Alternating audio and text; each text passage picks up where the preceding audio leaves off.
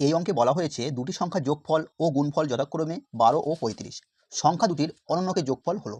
যখন যোগফল দেওয়া থাকবে, দুটি সংখ্যার যোগফল এবং গুণফল দেওয়া থাকবে এবং অনন্যকে যোগফল বের করতে বললে, ঠিক আছে, যোগফলের নিচে গুণফল বসিয়ে দেবে, সেটাই অ্যান্সার। মানে যোগফল কত? 12 আর গুণফল কত? 35। ঠিক আছে, মানে যোগফলের নিচে গুণফল বসিয়ে দিলে অ্যান্সার হয়ে যায়। তাহলে এই অঙ্কটার অ্যান্সার কত? 12/35।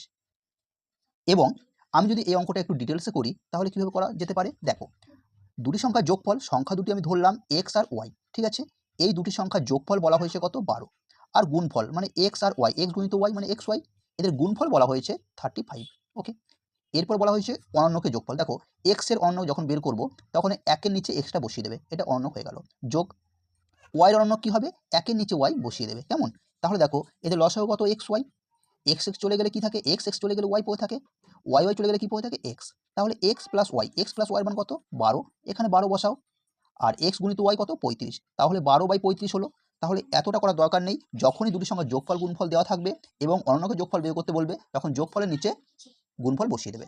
ওকে, তাহলে এই অঙ্কটার অ্যান্সার 12/35।